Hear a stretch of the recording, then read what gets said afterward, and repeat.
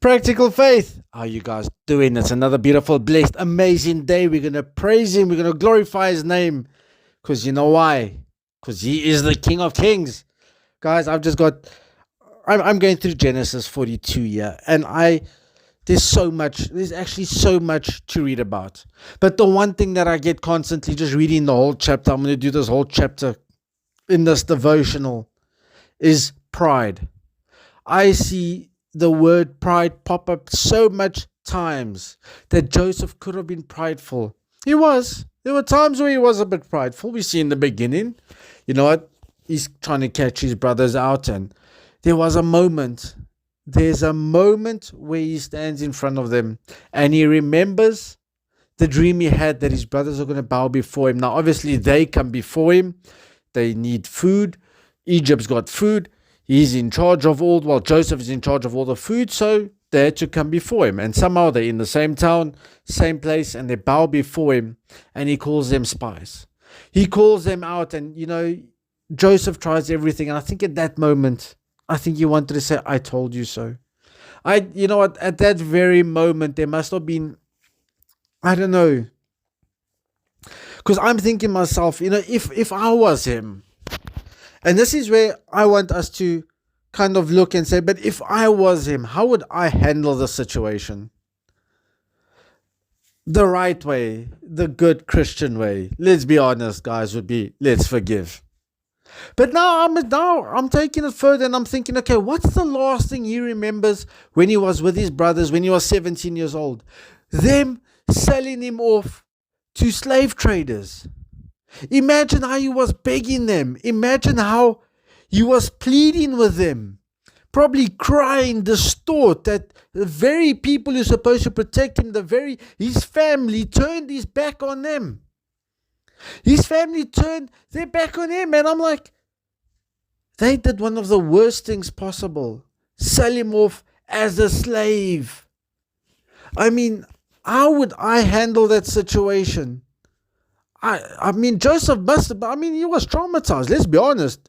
Yes, now in this point in his life, after 13 years, oh no, great, Joseph's second in charge, he's the man. But there was 13 years of pain, there was 13 years of trauma, there was 13 years that shouldn't have been there actually. If it wasn't for his brothers. Yes, we know it's God's plan. We know that God works out everything for the good for his people, Romans 8:28. But I still think Joseph could have still been second in charge, even if his brothers didn't sell him off, if they actually did the right thing, because God would have worked it out. Unfortunately, sin, their jealousy, led them to doing imaginable things to your brother. And then later on, we read here that actually it comes back to bite them, because Reuben says here in verse 22, didn't I tell you not to sin against the boy? But you wouldn't listen. Now we must give an account for his blood. You see, this was bothering them for all the years. Yes, at that very moment, they thought that they're going to get rid of their brother. Problem solved. Yes, his annoyance, his irritation, he's our father's favorite. You know what? But it haunted them for the last 13 years, because, when he says that, it just shows you. Now we must give an account for our brother's blood. I mean, this has haunted them from then. Yes, there might have been, that's what sin does. It feels temporary good. At this moment, it feels so good. It's so nice. But the problem is, once we get sucked in, it starts messing with us. It starts eating us alive. And this is where I give it over to Joseph. At that moment, he could have kept them, he put them in prison for 3 days as a test to them. He let them go back, obviously, to bring Benjamin back. Go read the story, go read chapter 43. We're going to do that next time. But he could have been so prideful, but yet he did the thing, and I don't know if I would have done it. Because I think my pride and my ego would have got in the way. But he does something that we kind of see here. Drop your pride, it's about family. Family first. And you know what? Somehow he has forgiven them. We're going to speak about forgiveness. But he drops his pride. And it's not about him anymore.